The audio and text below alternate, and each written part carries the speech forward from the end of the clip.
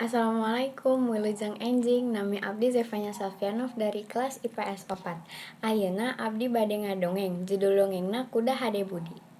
Aya maung geus kolot katambah deui gering, ngalungsar di handapeun tangkal kai bari gegerungan. Sato-sato nu kungsi menang kanyeri ti manehna ngarumpul ngariung di hareupeun maung nu keur gegerungan tea. Ah sia, make gegerungan, rek nyambet ka saha? Moal aya nu nyaaheun ka sia mah. Sato jahat, ceuk Munding.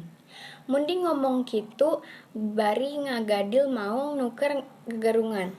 Nempo kalakuan Munding nu kitu sakabeh sato harita aya di dinya sareuri akeuy-akeuyan. Kabeh sato nu aya di dinya ngaheureukeun maung nu keur sakarat. Kajaba sakadang kuda.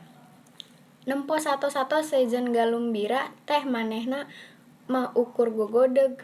Kunaon sakadang kuda kalak gogodeg kitu? Lain teje tah si belang teh kudu sampean, lain baheula si belo ditekuk, ceuk domba. Kaula mah lain teu ngewa kana kalakuan maung teh.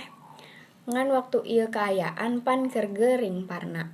Manehna teh keur sakarat. Sakedeung deui oge paeh. Kuduna mah sato nu keur sakarat teh ulah hareureuykeun. Meureun ceuk batur teh rajeun aya kawani ka anu keur sakarat, tembal sakadang kuda.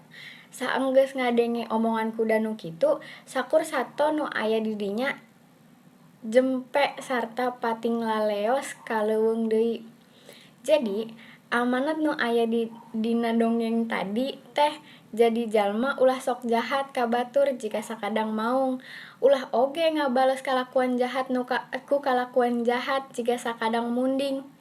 Sabab sagala kalakuan oge pasti aya babalesna. Jeung ulah ngan ukur wani kanu lemah hungkul. Abdi Zevanya Salvianov, atur nuhun.